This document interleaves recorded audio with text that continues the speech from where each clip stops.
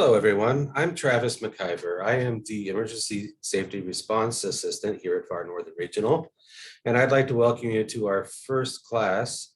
We are planning to do these classes quarterly. Each quarter, there will be three emergency preparation classes. So I really thank you for joining us today. And please feel free to follow along. This class is recorded, and you can review it at any time you would like. Please stand by 1 second and I'll go ahead and switch my screen so you can see my slideshow.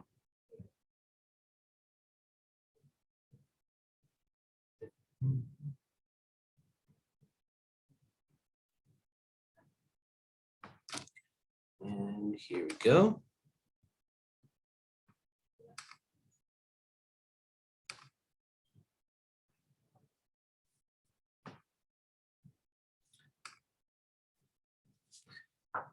Okay, once again, welcome everyone. Today's class is going to be forest fires and the environmental aftermath of what happens when these large fires come through our towns and nearby areas. So I hope you enjoy this class and that you pick up a few things from it.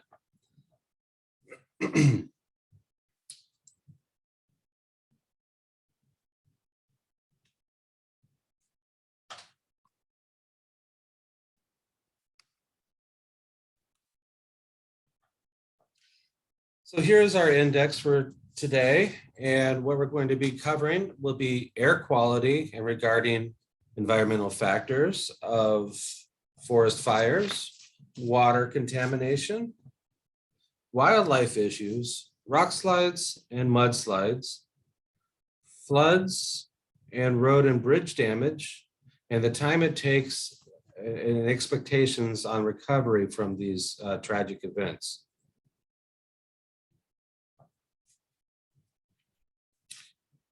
One of the first environmental impacts that we will see from a fire is air quality.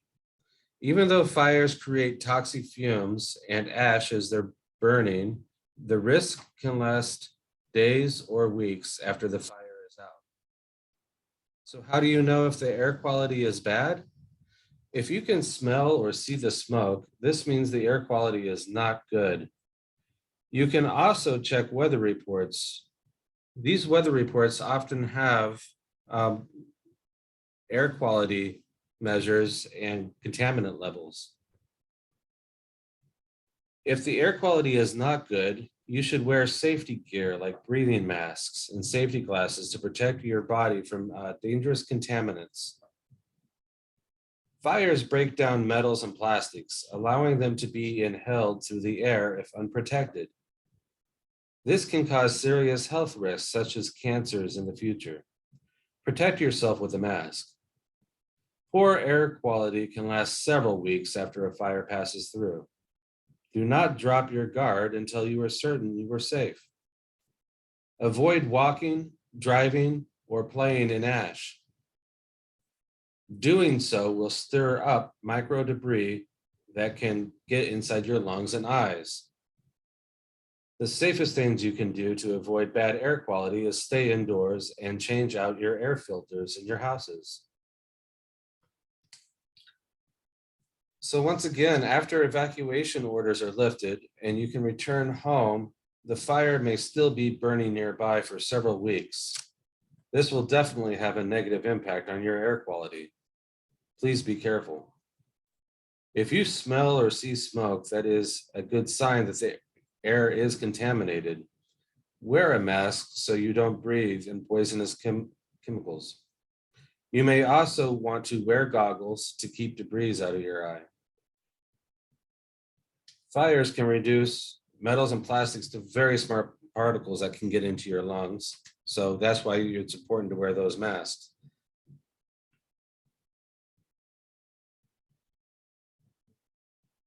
The best thing you can really do is just simply stay indoors.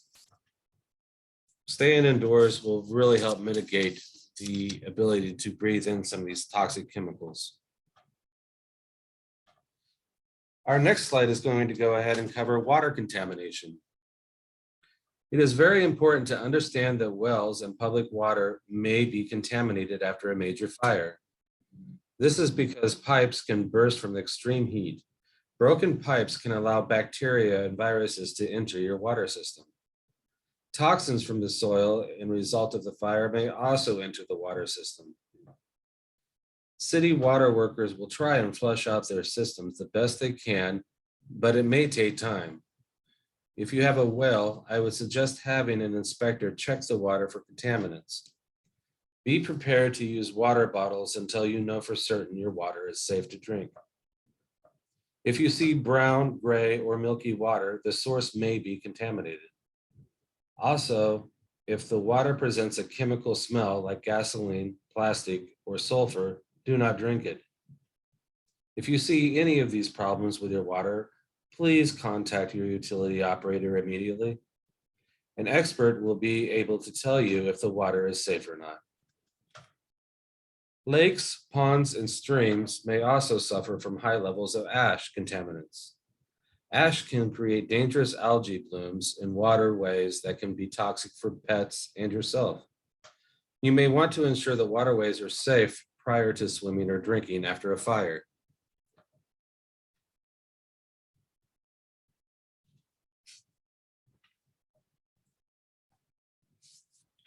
Our next slide is going to cover wildlife expectations. When a natural habitat is destroyed due to a disaster such as a wildfire, animals become displaced, just like people. Animals may begin to move into city locations to find food, water, and shelter. It will be very common to encounter deer, bear, raccoons, coyotes, and even mountain lions. It may be very tempting to get a closer view of these critters, but you need to stay away. These are wild animals, and they become dangerous very quickly if they feel threatened. Do not attempt to chase them, feed them, or approach them in any way. Please remember that feeding wild animals encourages them to stay in the area, which can make it much more difficult to get them to leave in the future. If you see wild animals in your area, please keep your pets inside the house. If you need an animal to leave your house, you can contact a licensed trapper or the Department of Fish and Wildlife. Another possible deterrent is using motion-sensitive lights. When these lights sense movement, they can turn on their own, which tends to startle wildlife.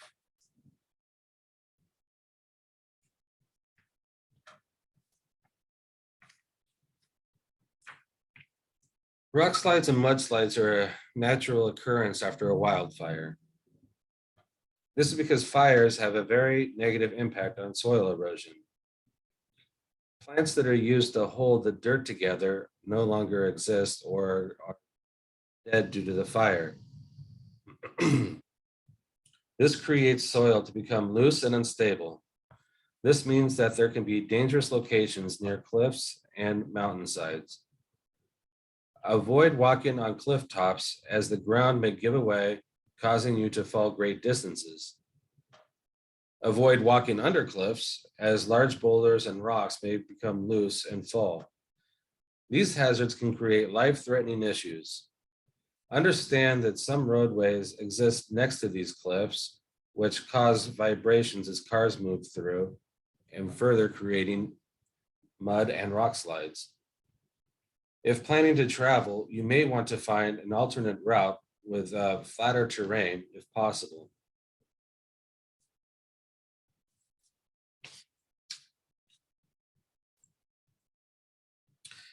Our next slide is going to be floods. Very similar to the situation with rock slides and mudslides, floods are another potentially high risk after a fire. When vegetation is removed from the ground soil, water is not absorbed as easily in the mountains. Mountain streams can then build in intensity and collaborate in valleys, creating flash floods. Remember, don't drown, turn around. Avoiding a flood is your best defense for personal safety.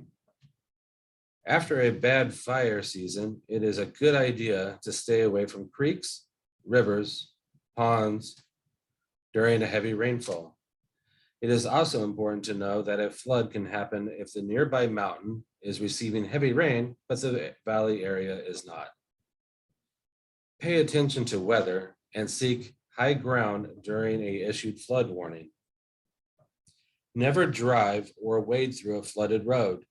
Looks can be deceiving, and the water may be much deeper and swifter than it appears. Also, you cannot see debris inside muddy water, which may get you injured or stuck.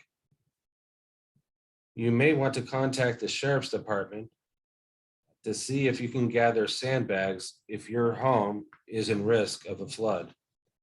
These sandbags can be used to build a wall to help keep the water from reaching your location.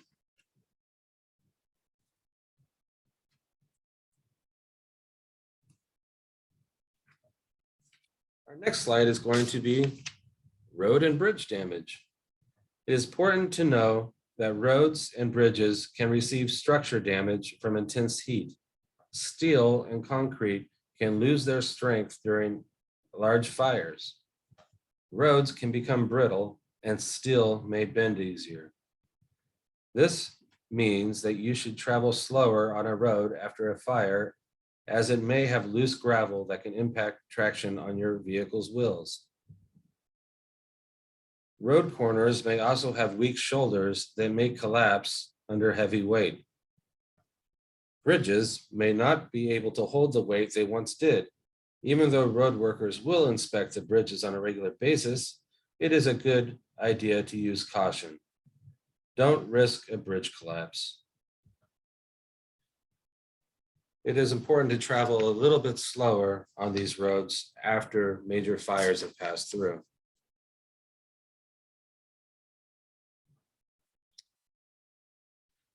This next slide is going to cover time expectations. It will take time for the land to heal. You can expect months or even years for plants and wildlife to return to a normal way of life. Money and time will be used to rebuild communities and roads. And teamwork is required to get your town up and running again. You can use plants and seeds of flowers and bushes to help speed up the process of preventing soil erosion. You will also encourage wildlife to return to the forest. Plants will help clear out ash from the streams and other water sources. In fact, growing plants in ashy soil is normally easier due to the high level of natural fertilizer in the soil. Every little bit helps in recovering the community after a major fire. So you may want to consider planting local trees and bushes.